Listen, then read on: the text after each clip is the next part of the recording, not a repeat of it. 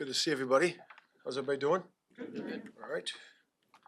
So as you can see, this is our crucial catch week, support of breast cancer. I know that Bears Care is big into that support, and also for the research and awareness of breast cancer. So you can get the shirts on our website, just to support.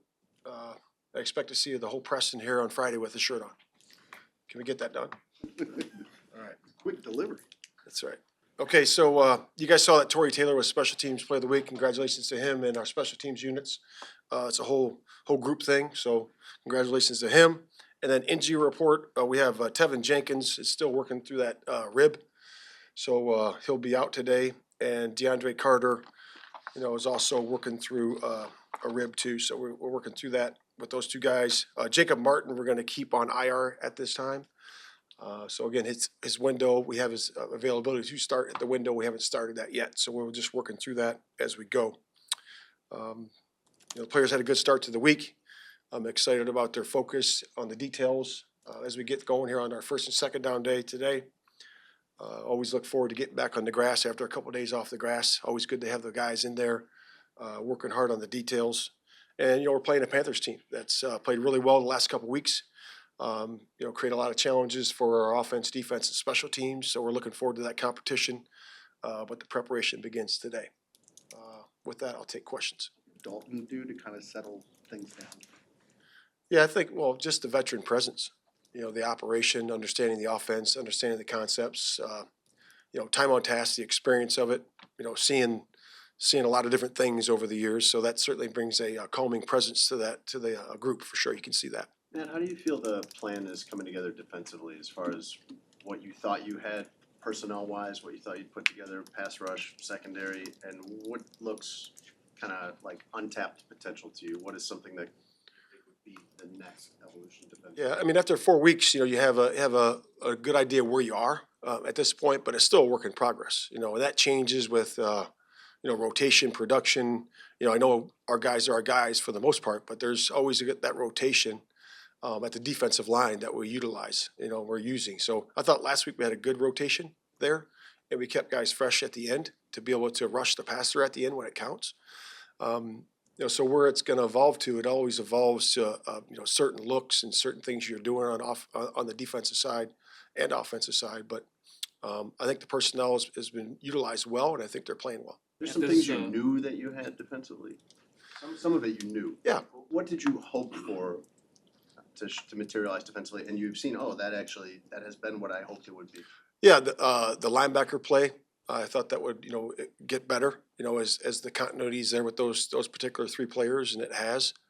The secondary too, in terms of gelling and understanding where they are, what they're supposed to be doing, with the disguise and the coverages.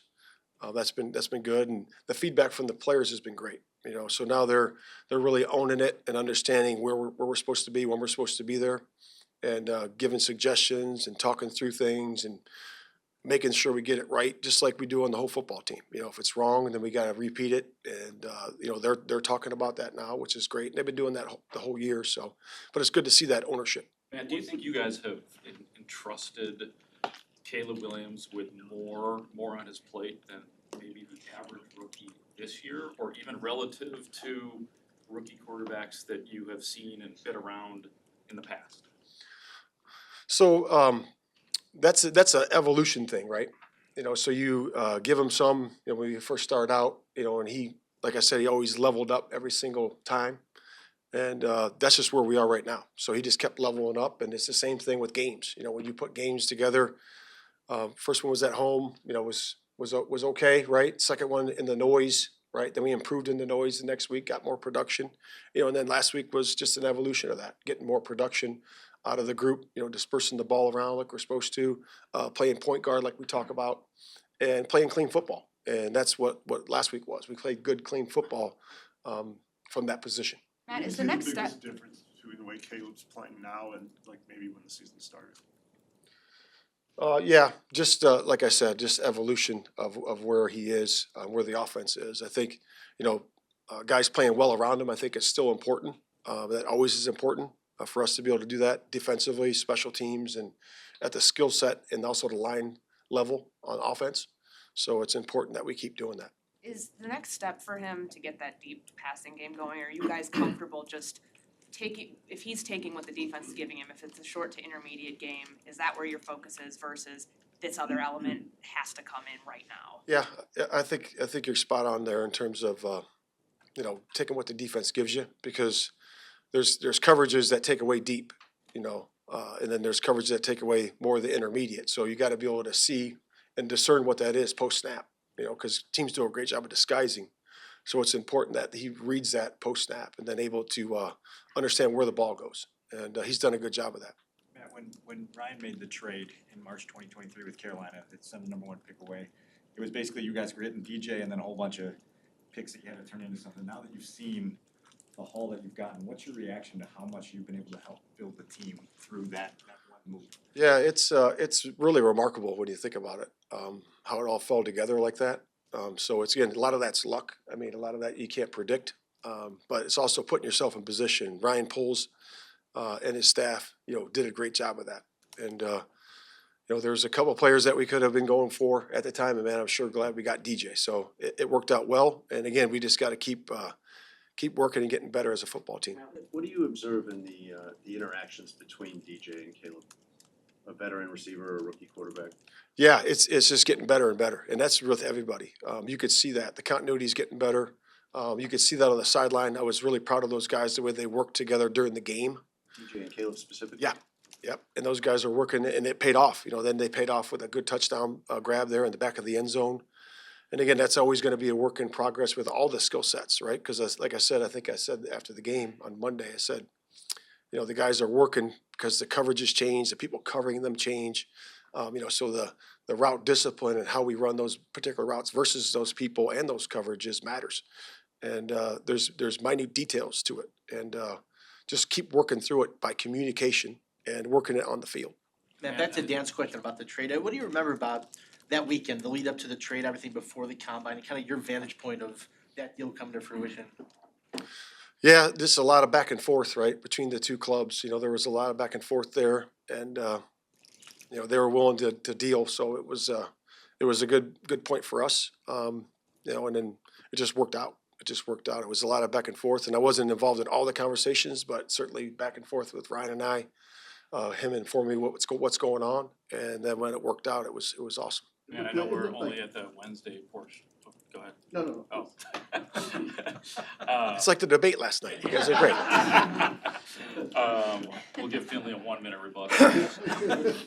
If Tevin Jenkins does, I know we're only at Wednesday, but if he can't go, is it the same? Is it Nate Davis at right guard and Pryor at left guard? Is that the rough draft thought? We'll look at it. I mean, we're going to look at all combinations. So that certainly is one of them that we saw last week. But we're going to look at all the combinations. Do what's best for us. But we're hopeful, that he comes back, and we'll see where it goes. And again, it's a day-to-day thing. In what ways did Caleb seem more comfortable at the line of scrimmage in this past game? Yeah, I really think that he was just able to see, and be on the ball a little bit quicker. It wasn't so rushed, because when you're first starting out, a lot of times you're getting up there and it's 10 seconds, and the communications is hurried a little bit. And we saw less of that being on the ball, and some of that was by design, us being on the ball to do that. But again, that's what just more calm, more steady, and good discernment. Are the numbers against the blitz, against pressure for him this past week against the Rams, is that indicative from what you've seen of him seeing defenses better? I don't know. I haven't. I do know that he can get the ball out fast. You can certainly see that. With the play design, also when he gets pressure there, he can get the ball out pretty quick. So I know he's built to do that for sure. When you're facing a veteran quarterback like Andy Dalton, is there even more concern with needing to get a pass rush that you guys saw with Joe Flacco last year in Cleveland? That even when it's a guy who is kind of toward the end of his career, someone that has that kind of experience, if you give them time, they're going to hurt you. Yeah, the experience factor is huge, right? We played a guy that had experience last week, so it's important that we do a great job with our disguise and our contours and making sure we're where we're supposed to be when we're supposed to be there and playing fast. And that to me is more important. But whenever you play an experienced quarterback, it's always a big challenge because of what they've seen, what they've done, and Andy's no different.